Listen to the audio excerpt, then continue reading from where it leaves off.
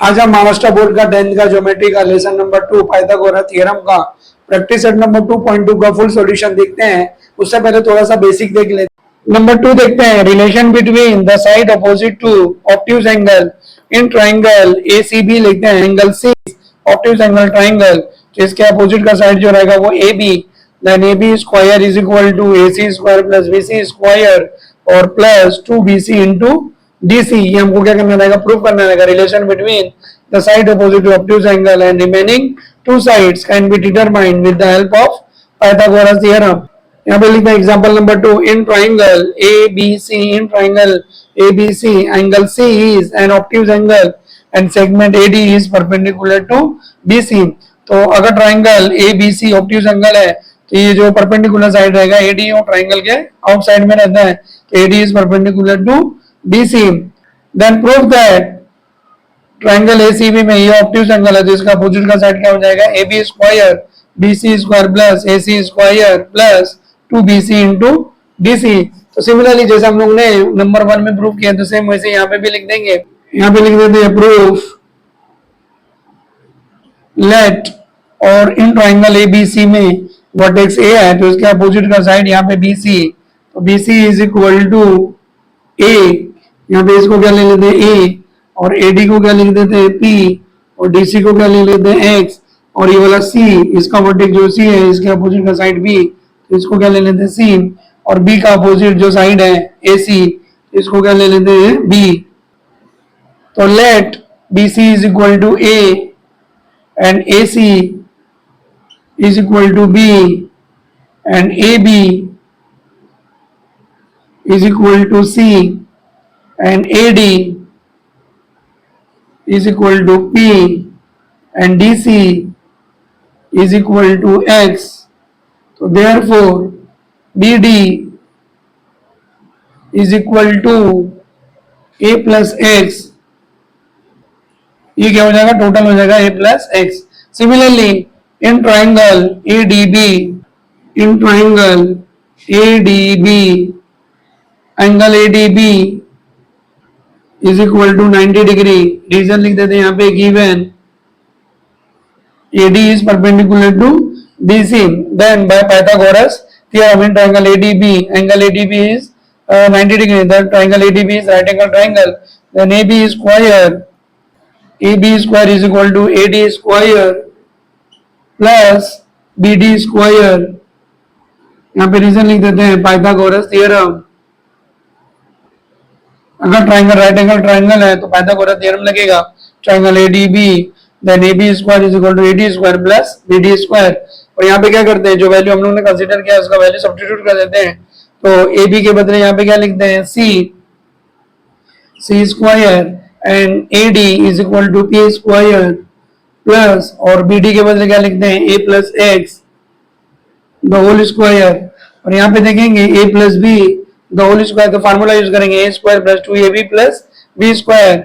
यहाँ पे इसको करते हैं, वापस से लिख देते हैं P square plus A square plus 2AX plus X square, और इसको वापस से लिखते हैं यहाँ पे C square is equal to P square plus A square plus 2AX plus X square. Equation number 1 लिख देते हैं। Similarly in triangle ADC,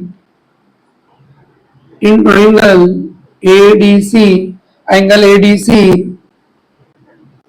is equal to 90 degree, और रीजन लिख देते हैं, given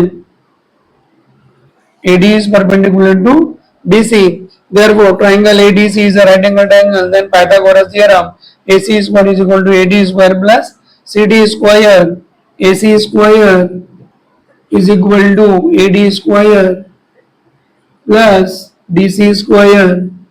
रीजन लिख देते हैं पाइथागोरस थ्योरम, और यहाँ पे क्या करेंगे, वैल्यू सब्स्टिट्यूट कर देते हैं। तो AC का वैल्यू यहाँ पे कितना दिया, B square is equal to AD का वैल्यू कितना दिया यहाँ पे P स्क्वायर प्लस, और DC कितना दिया हुआ है X स्क्वायर। अब यहाँ पे क्या करेंगे, P स्क्वायर को P स्क्वायर के फॉर्म में लिखेंगे, X स्क्वायर को इधर लेके आ जाते हैं, तो P square is equal to B square minus X square. Equation number 2 लिख देते हैं यहाँ पे, और P का वैल्यू क्या करेंगे, इक्वेशन नंबर 1 में सब्स्टिट्यूट कर देते हैं।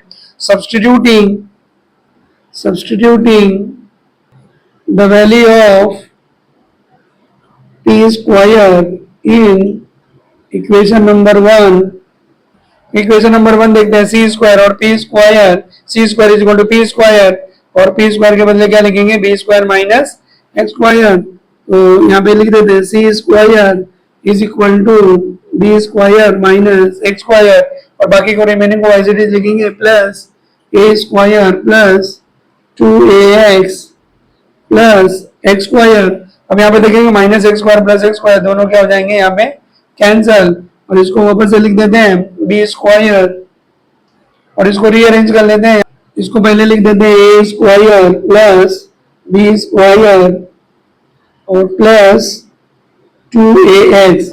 अब यहाँ पे क्या करते हैं, जो इसका वैल्यू है इसका करस्पॉन्डिंग जो लेंथ है उसको क्या करते हैं वापस से लिखते हैं, जो करस्पॉन्डिंग साइड है यहाँ पे जो इसका करस्पॉन्डिंग साइड है उसको लिख देते हैं। तो सी स्क्वायर के बदले यहाँ पे क्या लिखेंगे A B square is equal to और ए स्क्वायर के बदले क्या लिखेंगे बी सी स्क्वायर प्लस और बी स्क्वायर के बदले यहाँ पे क्या लिखेंगे ए सी स्क्वायर और प्लस 2 और ए के बदले बी सी मल्टीप्लाई बाय और एक्स के बदले यहाँ पे क्या लिखेंगे डी सी और यहाँ पे देख लेते हैं A B square is equal to B C square plus A C square plus 2bc into D ये क्या हो गया, प्रूफ हो गया।